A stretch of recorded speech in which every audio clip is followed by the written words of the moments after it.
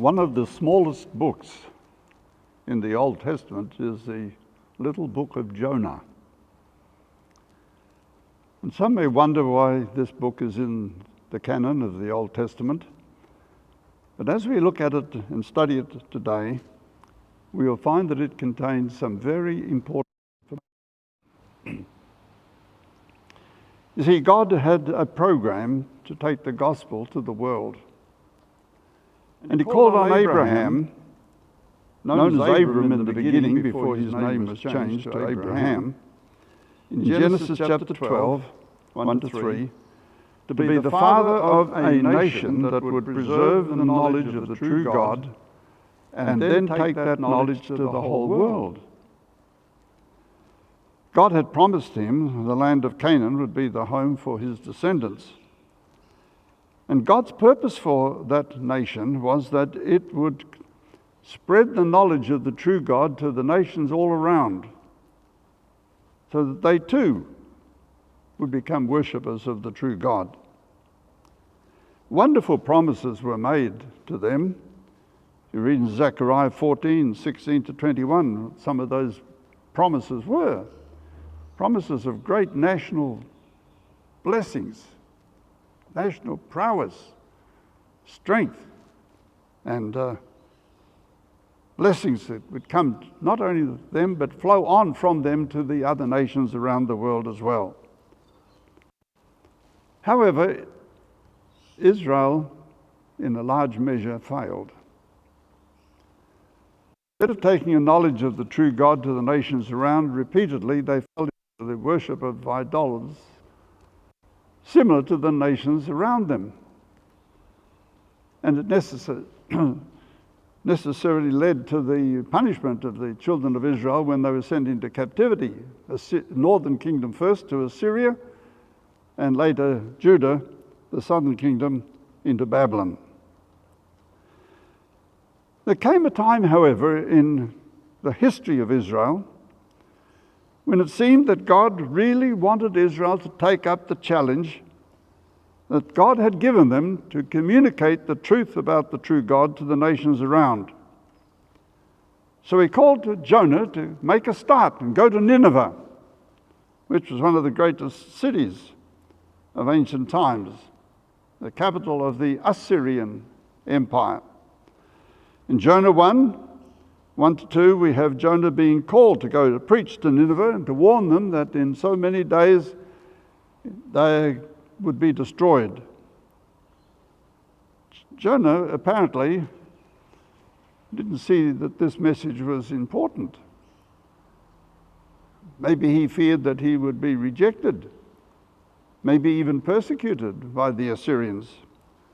So he ran away, took a boat ticket to go to Tarshish, which commentators say is the ancient land of Spain. However, on the journey, a great storm arose, and the sailors couldn't contain the ship in safety, and they realized that something was wrong, and in their superstition believed that some god or gods was punishing them. And so when they found Jonah asleep down in the bottom of the ship somewhere, they called on him to get up and to call on his God, because they had been calling on their gods and nothing had happened. The storm continued. But Jonah was asked to call on his God. Well, Jonah must have had a conscience that smit him, and he realized that God was not pleased with his default. So he advised them to cast him overboard and the storm would cease. They didn't want to do that. They had a conscience.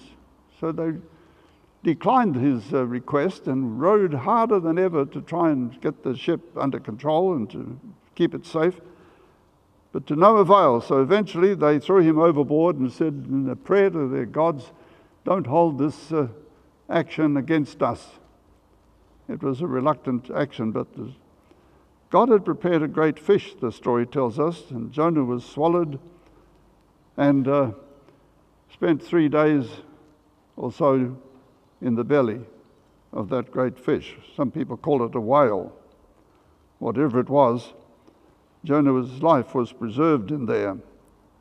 But after Jonah repenting and praying from the belly of the great fish, the fish vomited him up on the land, and then God appeared to him in a second call and said, "Go to Nineveh and preach." This time Jonah went.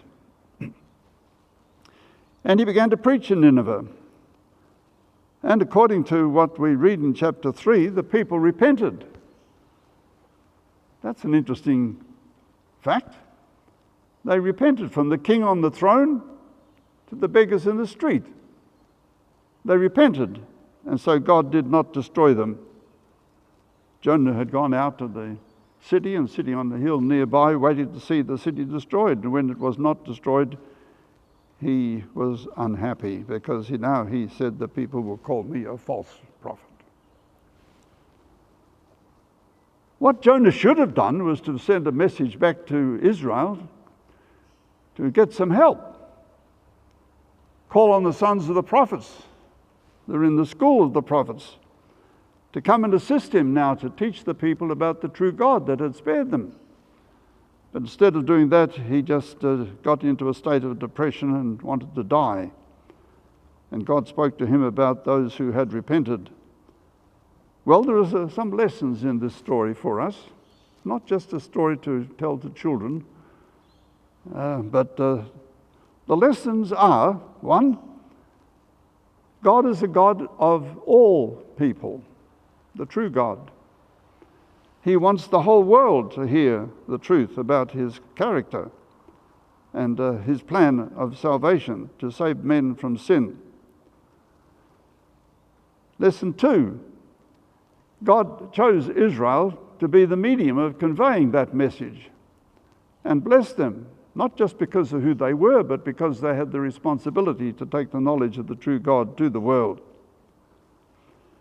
If only Jonah had been successful in his evangelistic work and followed up with help from others and taken the message of the true God to other nations as well, what a different history might have unfolded. But they failed to do so. Why was God so concerned about Nineveh at this time? Why was he so concerned about the heathen nations at this time?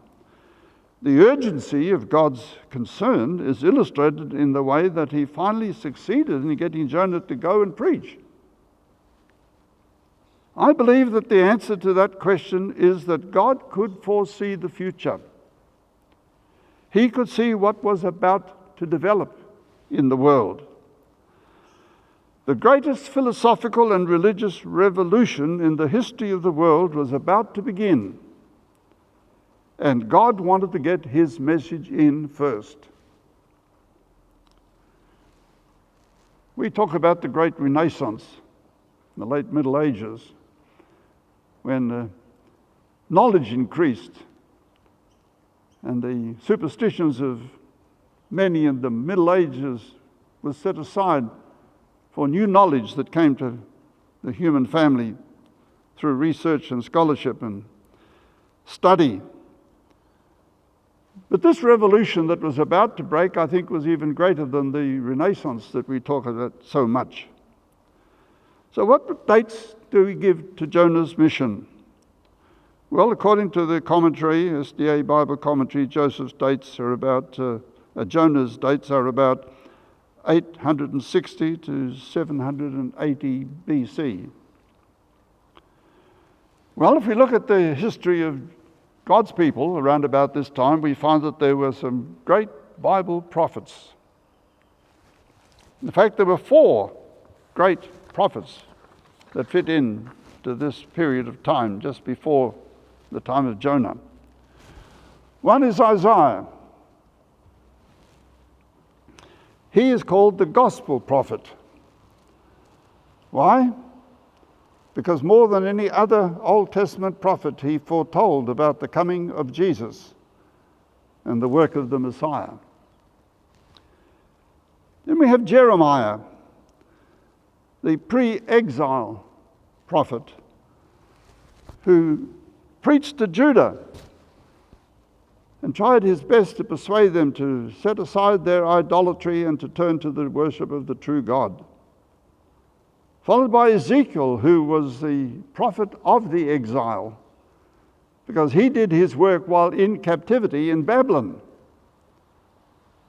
And while the book of Ezekiel is not always a book that people turn to frequently, there are some great lessons in that book for us to learn.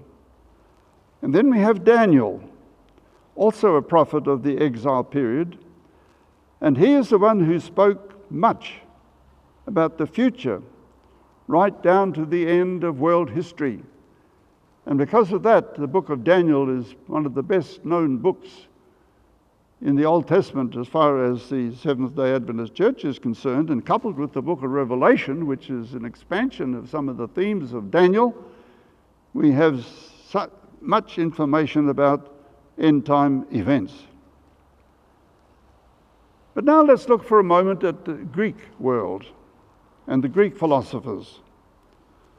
Soon after the time of Jonah, a period of great intellectual activity began in Greece.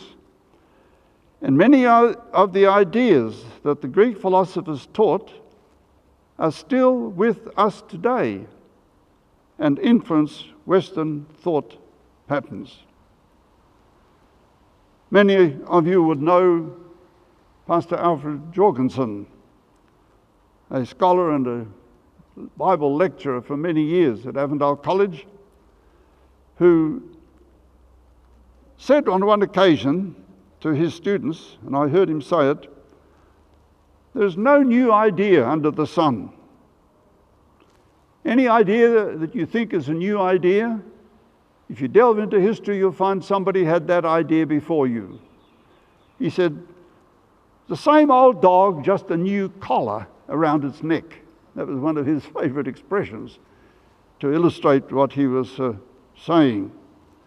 First of all, I want to look at some of these Greek philosophers. We take first Thales,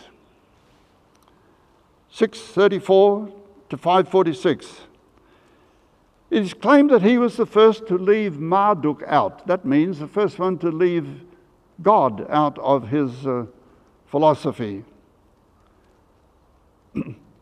A view that says we don't need God in our understanding. We can compare the modern world of the atheist. He taught everything was once water, and all that was formed by natural processes such as the silting up of the Nile Delta. Anaximander, 610 to 534.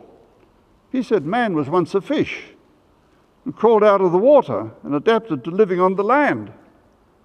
So Charles Darwin wasn't the first after all to teach evolution. It was way back there in BC dates. Anaximenes, 585 to 524, said that air was or is the main element. And followed by Xenophanes and Pythagoras, we come to Heraclitus, 500 BC. He denied that God had anything to do with creation. He taught the doctrine of becoming. Everything was becoming something new, something else. And we have traces of this in the teaching of Mormonism, a modern religion that says, when talking about God, that what man now is, God once was. And what God now is, man one day will become. Echoes of Heraclitus. You see, I have in my library some of the early books of the Mormon Church. And I've read there that Adam came into the garden with Eve, one of his wives. And after a period of human probation, he then went into the spirit world and became God. And he is our God. Adam is our God, the only God with whom we have to do. That's in black and white in their book. I read it. And it goes back to Heraclitus. Parmenides, approximately 455 BC, stressed pure reason. Knowledge not based on sense experience. We can compare Immanuel Kant, who wrote a famous book called The Critique of Pure Reason, in which he said that there is knowledge in the brain that did not get there through the senses. You see, the pragmatist said that all knowledge comes through the senses: sight, hearing, taste, touch, and smell. But Kant said there was knowledge in the mind that came there because of the nature of the mind itself. A priori knowledge, they called it. And this was also a teaching of Parmenides, 455 years before the time of Jesus. Anaxagoras, 500 to 428, said mind is responsible for all. Only mind was unmixed with anything else. And we can compare modern Bishop Robinson, Anglican Bishop of England, who said in his book, Honest to God, if you want to find God, look into the recesses of your own consciousness. That's where you find him. Socrates is a Greek philosopher that's very famous, and his dates are 470 to 399. And he taught Plato, who followed in 427 to 347. And Plato, of course, is one of the men who taught the immortality of the soul, a doctrine which is believed by so many Christian people today. Plato organized society in the structure of a hierarchy, with a philosopher king at the top, guardians at a lower level, and then a succession of lower citizens until you came down to slaves at the bottom. We see traces of this today in the structures of many societies. In the Middle Ages, we have the king, and then we have the barons, and the knights, and the peasants structured in society. We see it in the structure of modern armies. The field marshal, the generals, the majors, and the captains and sergeants and privates, the structure from top to bottom. We see it in the Air Force, in the Navy, in their ranks. We see it also in the structures of the Catholic Church, and we have the Pope at the top, the cardinals, the archbishops, the bishops, the priests, the teaching brothers, and then the laity at the bottom. This structure is based on Plato and his teachings of society. And Aristotle further developed Platonic thought. And Aristotle's dates are 384 to 322. In fact, many philosophers today say, we are living today in the Western world in more of a Platonic world than even a Christian world. And as Christianity in recent years has been supplanted or replaced in many people's thinking by other philosophies, many of those philosophies that they have accepted are based on Platonic thinking, Aristotelian thought. All of these men predated the time of Jesus. Now we come to the Eastern world, the Eastern thought leaders. While the Greek world was in intellectual ferment, Asian thought leaders and religious leaders were also engaged in launching new ideas, mainly in religious beliefs. With the exception of Islam and Sikhism, all major non-Christian and non-Jewish religions began soon after the time of Jonah. Or in the case of Hinduism, which began before the time of Jonah, it underwent a very important change just after the time of Jonah. So I'll now expand on that thought with Hinduism. This religion began maybe 1,000 years before Christ, and throughout its history has gone through various changes. It began as a form of nature worship, that is, the god of lightning, the god of thunder, the god of the wind, the god of various forces of nature, which were worshipped.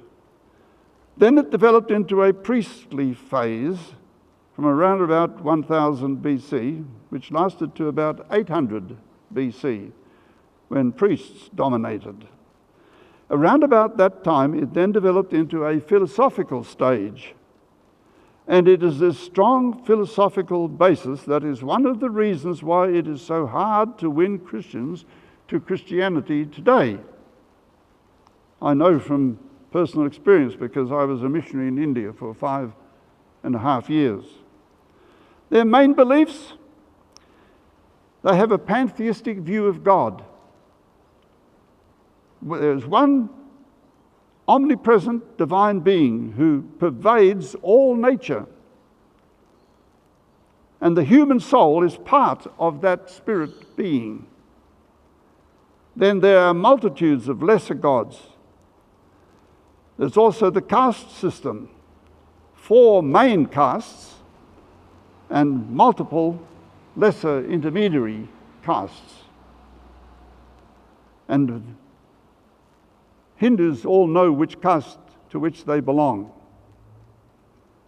And it's impossible in Indian society for a person of low caste to pass himself off as a person of a higher caste, because the Indians know the structure of their caste society so well they can just look at him and more or less pigeonhole him where he fits in their hierarchy of castes. They also believe in the doctrine of karma, K-A-R-M-A, which is the law of retribution, and is tied in with their doctrine of reincarnation.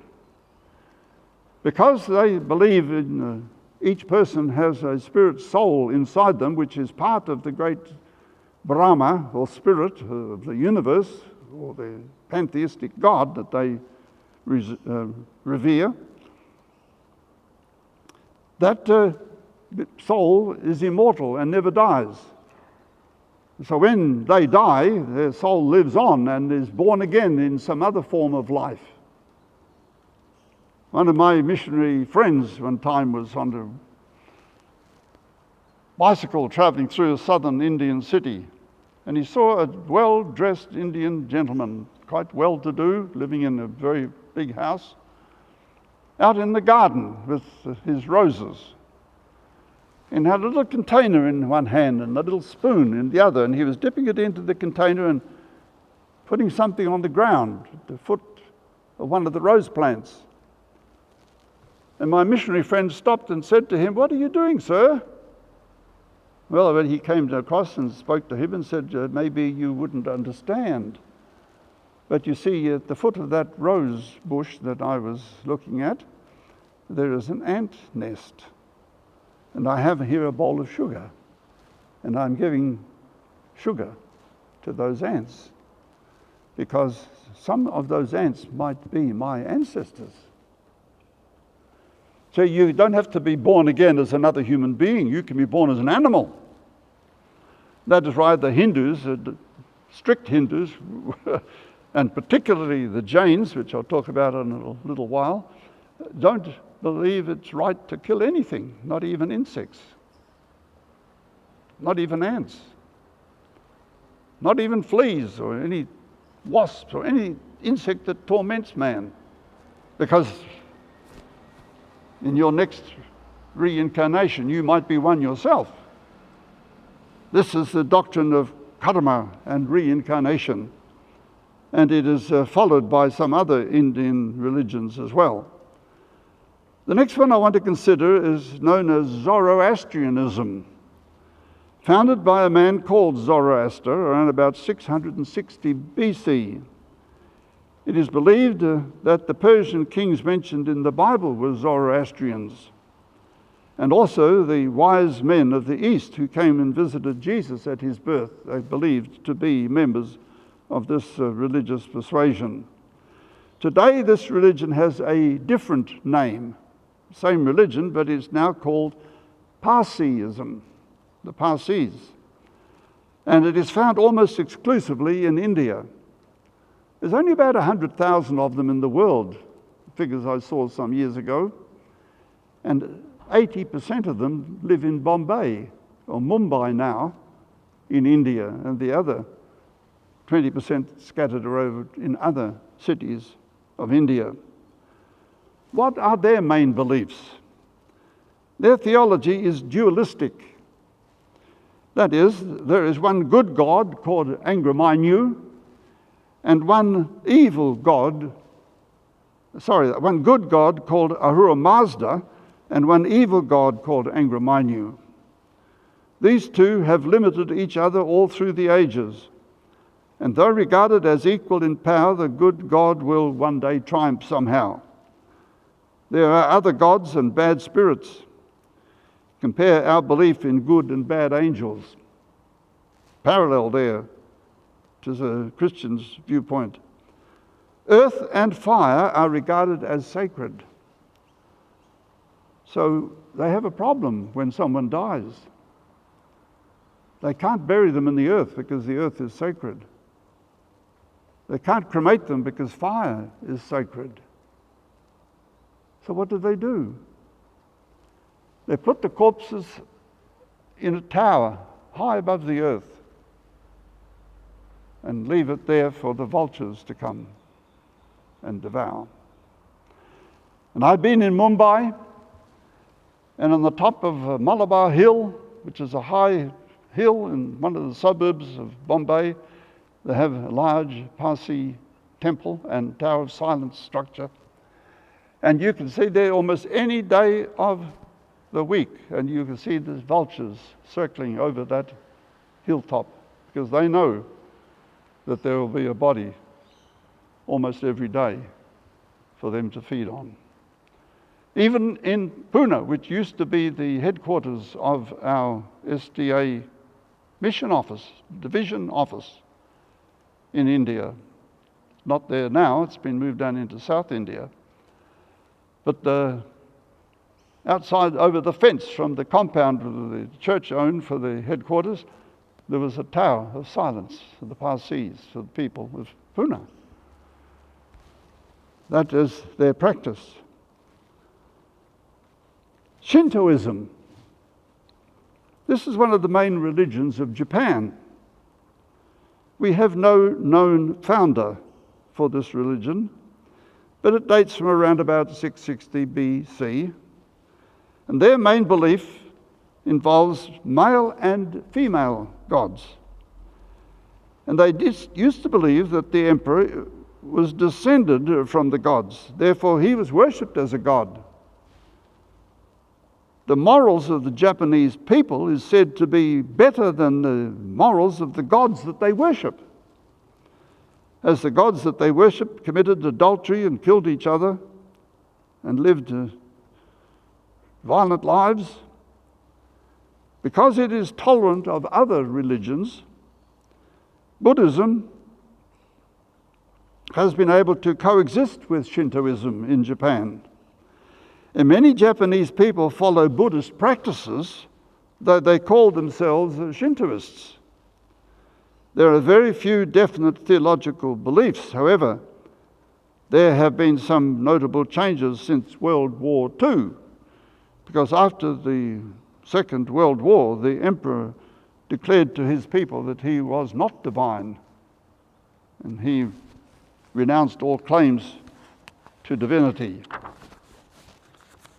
Now I want to move over to China, to a religion called Taoism, spelled Taoism, but pronounced as if it was halfway between a D and a T, Taoism.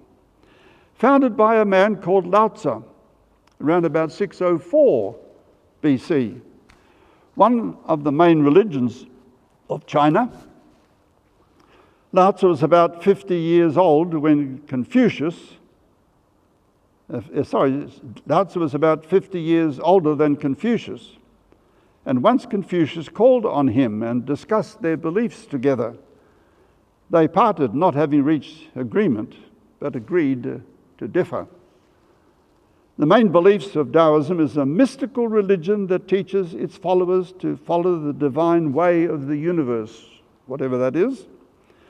The Supreme Being is eternal, but mystical.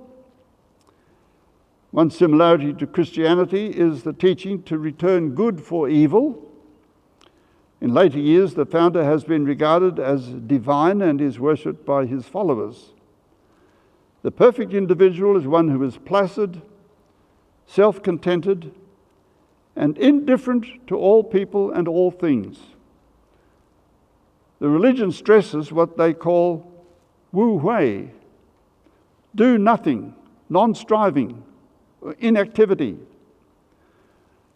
And one of my lecturers years ago was a missionary, been a missionary in China, and he told a story in class one day about a man who was walking down the street carrying a bamboo pole with a load of food and things in front and back balanced, and as he walked along it was jogging up and down like this on the road, and a pot of mustard fell off the back basket that he was carrying.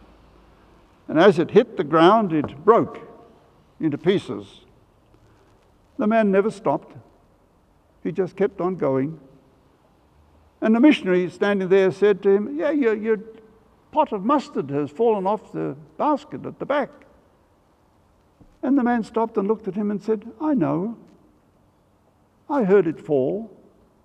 I heard it break. It is spoiled. There's nothing I can do about it. Why should I stop and go back and just look at it?" And on the way he went. This typifies this wu-wei attitude to life. Don't be concerned about anything. All life,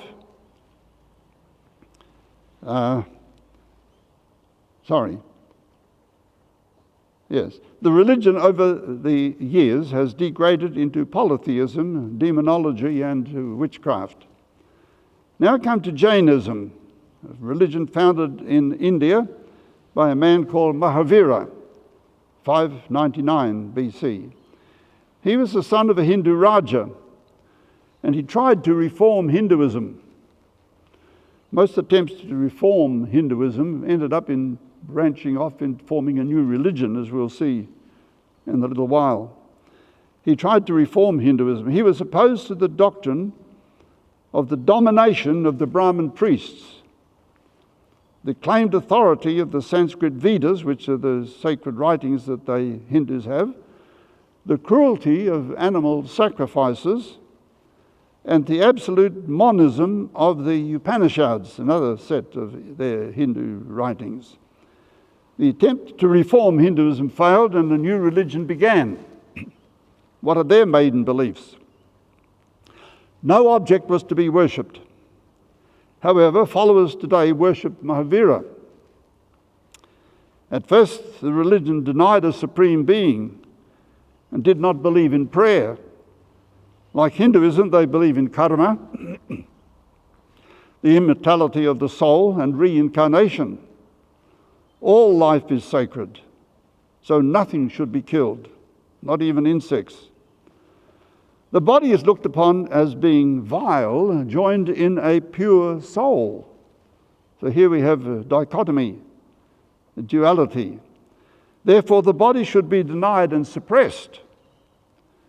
It tried rather unsuccessfully to get rid of the caste system, but it didn't succeed. And women, listen women, in this religion, women have no real status. They are looked upon as condemned. So for any man to be reincarnated as a woman would be, for them, the Jains, a tragedy. Now I turn attention to Buddhism, founded by a man called Gautama Buddha, 560 BC. He too was the son of a wealthy prince, and he lived in luxury, sheltered from the real life, not knowing what the world was like outside the palace and its grounds. One day he went outside the palace to see the world, and he saw 4 things that changed his life. 1, a decrepit old man. 2, a loathsomely sick man. 3, a corpse. 4, a religious ascetic, unperturbed by any suffering. He was so disturbed by what he saw that he embarked on a mission to find out the reason why people suffered. He renounced his position, renounced his wife and small son, became a wanderer looking for answers. One day he was sitting under a bow tree, they call it, a large species of tree in India, and experienced what his followers call the Great Enlightenment. The main beliefs that he worked out are as follows. All living involves pain and suffering. Can't get away from it. 2, pain comes from indulging desire. 3, pain will cease when desire is suppressed and eliminated.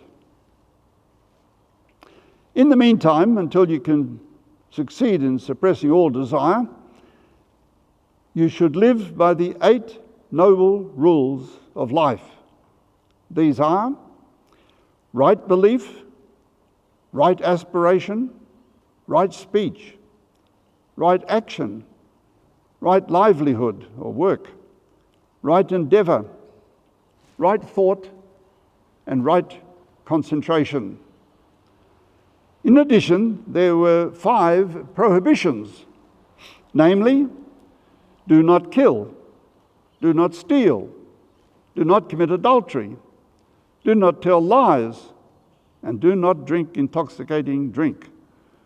You'd almost think he got some of those principles to live by from the 10 Commandments, wouldn't you? He rejected the caste system of Hinduism, but taught karma and reincarnation and nirvana as the goal of life. Note that Buddhism began as a philosophy, not as a religion. Originally, there was no mention of any god or gods. Man can achieve all this that is needed. But today, most Buddhists worship Buddha, their founder. Now, I used a word a few moments ago that perhaps I need to explain, and that is the word nirvana.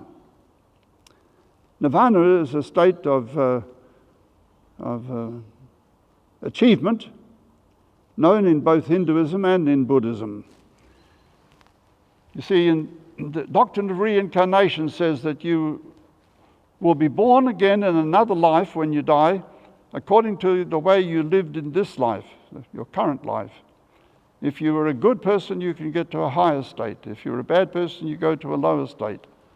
Whether it's animal, bird, insect, fish, or whatever. All life is involved in this doctrine of karma and reincarnation. But if you can achieve to get up to be a Brahmin, priestly caste in Hinduism, you really achieve something.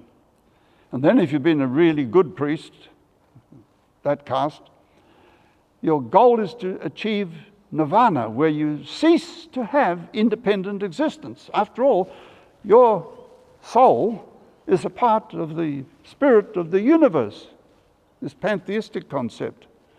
And your soul will be absorbed back into that soul of the universe, and you cease to have individual existence. Which makes it very hard for Christians to preach to Hindus and Buddhists that God is promising us eternal life as a reward for accepting Jesus as our Savior. They say, eternal life, what is that? I have eternal life now and I'm trying to get rid of it. I want to get in nirvana, be absorbed back into God and cease to be an individual. So these are some of the problems that Christian missionaries have in some of the countries where these doctrines are believed and taught. Now, the last one I want to look at this morning is Confucianism. Founded by Confucius about 551 BC. He was a Chinese man. He was a school teacher and a public servant. He founded more of a philosophy than a religion, but it is classed today as a religion because the founder is being worshipped by his followers. At first, he discouraged belief in a personal God, prayer, and worship of a supreme being. Today, Confucianism believes in a divine supervision of the world, while personified forms of nature are at times also worshipped. Confucius taught that human nature and society could be reformed through good government. We can compare Western humanism, which says that man has the power to develop to such a level that he can become perfect and have a perfect society. Humanism, of course, has taken some pretty heavy blows in the philosophical world since World War I and World War II, because people are deceived into thinking they can evolve until they become perfect, but World War II has shattered some of these beliefs. Confucius stressed the proper performance of social duties and set up standards of behavior by which to live. He believed that human nature was inherently good, which of course the Bible contradicts. Now, in conclusion, what can we say in summary? I put it to you that God could foresee that all these changes were about to come. And he endeavored to get Israel to get in first with the gospel, announcing the coming of the Messiah in the first advent. The fact that people accepted these various religions that arose at this time and the philosophies that arose up in Greece at this time, that they were ready for something better than they had. What a shame it is that Israel failed. We believe that the Seventh-day Adventist Church has been raised up by God in these last days to take the three angels' messages to the world and prepare a people for the second advent. What is our track record? Remember 1888? Soon after that general conference, Ellen White said that if the church had been faithful, we would have been in the kingdom before this. She wrote that around 1900 to 1905. You'll see Adventist Review and Herald, October 6, 1896, where you can read about it, see what she said. Someone has said that the SDA Church is to blame for the 2 world wars and all the other wars that have been fought since those wars ended, because we have not finished the work that God has given us to do. If God was urgent in getting Jonah to go to Nineveh to preach to them, I'm sure that he is urgent to get us today to finish the work that he has given us to do. May we all rise to the task and do what God wants us to do, the preaching of the everlasting gospel to every kindred, nation, tongue, and people, so that Jesus can soon come.